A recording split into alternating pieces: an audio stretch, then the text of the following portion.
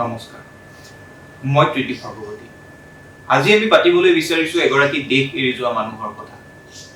আজি আমি পাতিব বিচাৰিছো এগৰাকী দেশ এৰি যোৱা বিজ্ঞানীৰ কথা। ৰাজহুৱাকৈ জ্বলাই দিয়া হৈছিল বিজ্ঞানীজনৰ কৰ্ম। ৰাজহুৱাকৈ জ্বলাই দিয়া হৈছিল বিজ্ঞানীজনৰ বহু গৱেষণা পত্ৰ। কোন আছিল সেই বিজ্ঞানীজন? কোনে জ্বলাই দিছিল তেওঁৰ গৱেষণা পত্ৰসমূহ? হয়, আমি আজি পাতিবলৈ বিচাৰিছো এলবাৰ্ট আইনষ্টাইন আৰু নাজি বাহিনীৰ কথা। নাজি বাহিনী কাপনলৈ অহাৰ পাছৰে পৰা এলবাৰ্ট আইনষ্টাইনে সম্পূৰ্ণৰূপে সমালোচনা কৰিছিল তেওঁলোকৰ নীতি আৰু আদৰ্শ। মুকলিকৈ উচ্চাৰ হৈ উঠিছিল এলবাৰ্ট আইনষ্টাইন। আইনষ্টাইনে সমালোচনা কৰিছিল নাজি বাহিনীৰ সম্পূৰ্ণ মানৱ বিৰোধী কাম কাজ। সেইবাবেই নাজি বাহিনীৰ ৰোষত পৰিছিল এলবাৰ্ট আইনষ্টাইন। ইতিমধ্যেই কিছুদিন আগতেই নাজি বাহিনীয়ে শাসনলৈ অহাৰ আগতেই আইনষ্টাইনৰ সহযোগী, আইনষ্টাইনৰ বন্ধু সেই সময়ৰ বিদেশ মন্ত্ৰীক হত্যা কৰিছিল।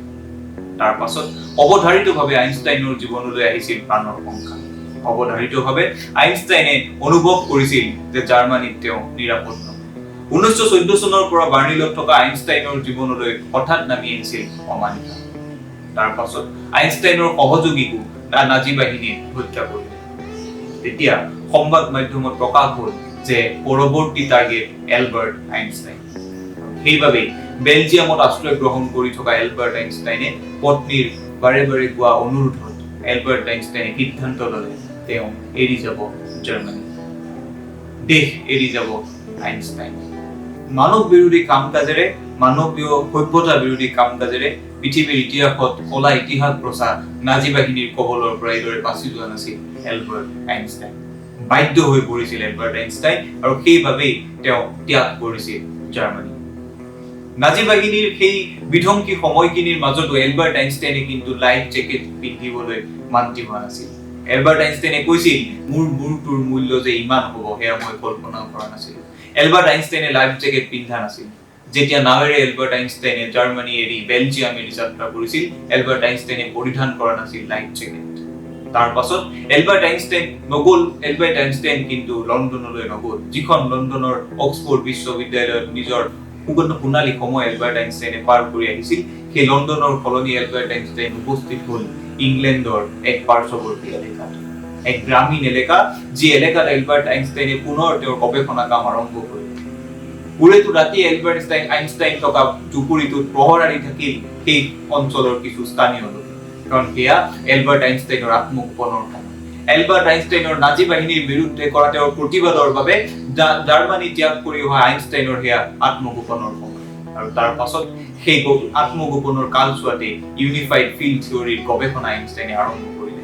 আইনষ্টাইনক উৰেতো ৰাতি পহৰাৰী থাকিল সেই অঞ্চলৰ স্থানীয় লোকে।